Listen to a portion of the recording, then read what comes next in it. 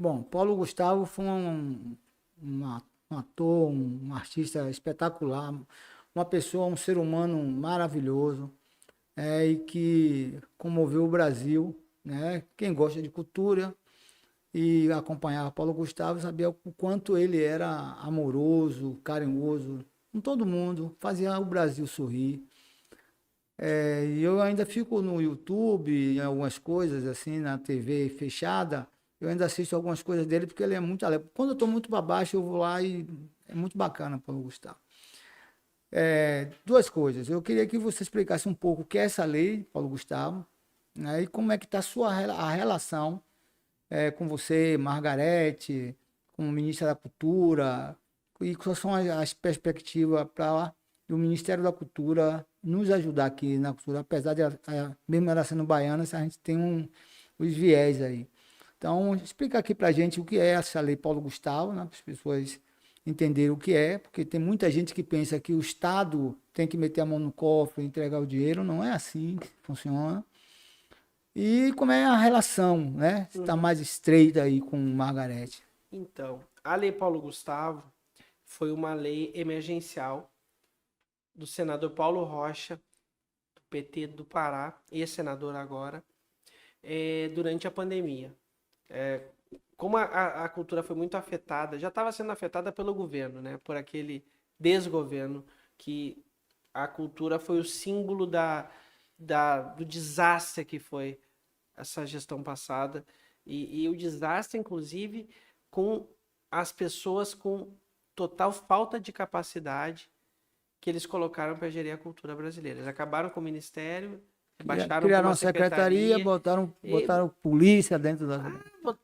enfim, é surreal, para dizer o mínimo que aconteceu no país nesses últimos anos. Mas com a pandemia, o setor cultural foi muito afetado, porque pararam as apresentações, todas as apresentações foram canceladas diante da necessidade de isolamento. Então foi o primeiro setor a parar. Quando explode a pandemia, em março de 2020, tudo parou, toda a parte cultural parou. E aí teve uma mobilização pela Lei Aldir Blanc, que foi nosso primeiro socorro, lei emergencial da cultura. E depois teve essa lei apresentada pelo senador Paulo Rocha, como eu falei, que resgatou um recurso que estava no superávit do Fundo Setorial Audiovisual, que era um dinheiro que estava lá parado, rodando para fazer render juro, e um recurso também de superávit do Fundo de Cultura.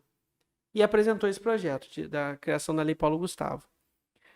Isso resultou, graças a uma grande mobilização da sociedade e a sensibilidade do parlamento naquele momento, num aporte de 3,8 bilhões de reais na cultura nacional.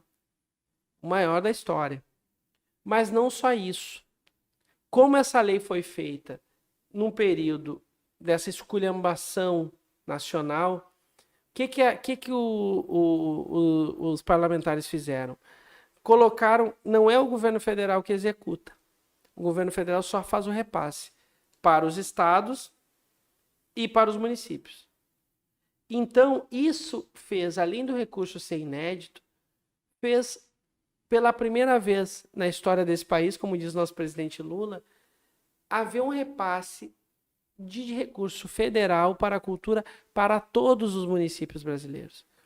A ministra Margarete disse que é o SUS da cultura, e tem realmente essa marca, porque o recurso chega para todos os municípios. Claro, alguns municípios recebem um valor pequeno por conta da população, dependendo do tamanho do município, da população, um recurso maior.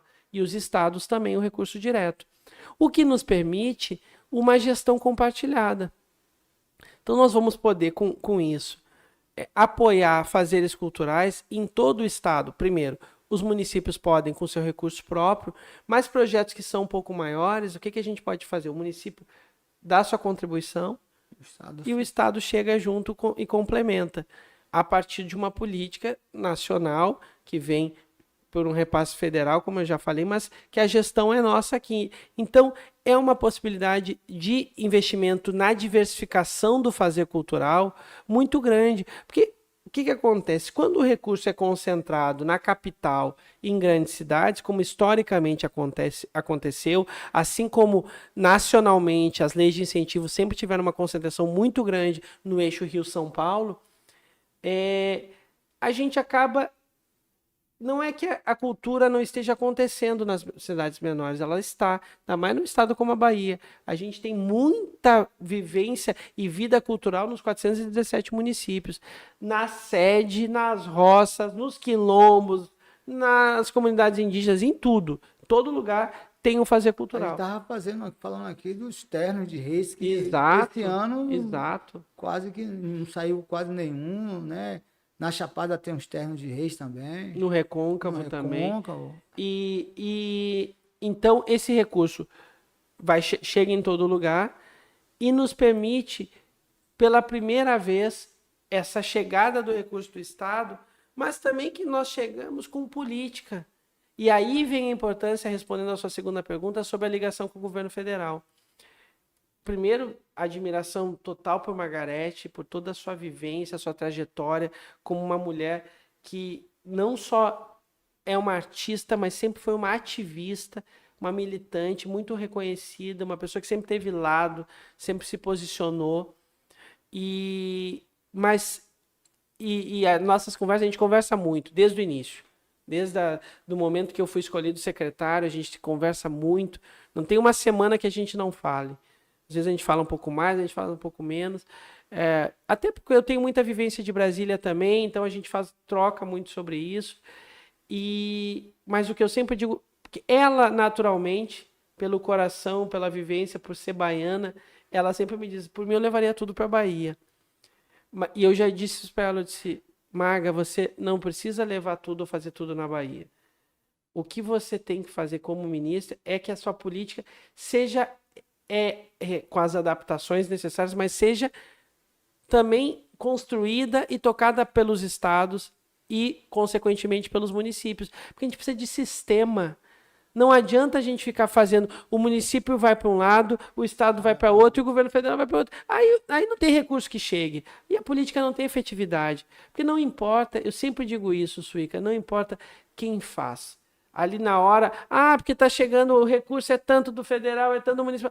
Porque todo mundo lucra, todo mundo vai se dar bem politicamente se a coisa acontecer. Correta, né? Correta, se chegar para as pessoas, e vai chegar se a gente trabalhar de forma integral. Filho, como é que diz que filho feio não tem pai, né? Não tem, não. Então, a gente quer um filho bonito que tenha muitos pais, mas que isso aconteça. Então, o nosso trabalho, sobretudo... Eu digo que Rafael Manga é meu filho porque é bonito. Viu só? Marrone é meu filho porque é bonito. Se fosse feio, não ia não é meu, não. Chega a gente já pra lá. Mas, então, a nossa, além da amizade, da relação de diálogo com Margarete, com toda a equipe do MIN, que é uma equipe muito boa, uma equipe muito qualificada, mas além de todo mundo, sobretudo a ministra, querendo ter coisas na Bahia, querendo fazer as ações na Bahia, a nossa principal integração ela é programática. Nós conseguimos compreender, e eu expliquei isso. No início tinha muita gente cobrando nos primeiros meses. Qual é a política para isso? Qual é a política para aquilo? Qual é a política para aquilo outro? Eu disse, calma, estamos esperando a definição federal. Mas não vai ter uma coisa própria, vai ficar fazendo na Bahia, tem que ficar esperando o federal, que se não tiver federal não vai fazer. Não, gente, a gente tem que ter compreensão do momento que nós estamos vivendo. As políticas culturais no Brasil foram absolutamente destruídas nos últimos 6 anos. No governo Temer começou e no governo Bolsonaro consolidou. Então, a reconstrução lá... Aqui não estava destruído, mas tinha uma política sendo tocada que não dialogava com o governo federal, porque não tinha federal.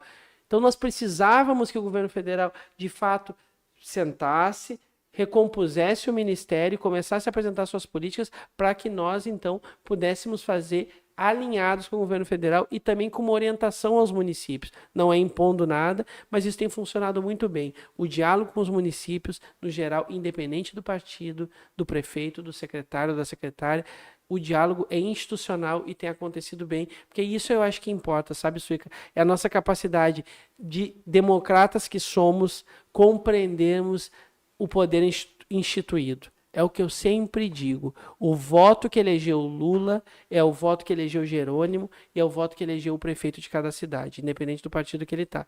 Nós, como respeitamos o poder popular, respeitamos o voto eletrônico, que é totalmente transparente, moderno e garante o funcionamento pleno da nossa democracia. Nós temos que fazer isso na prática. A gente faz isso na prática como agentes públicos, dialogando e construindo com os poderes instituídos pelo sagrado e inalienável voto popular.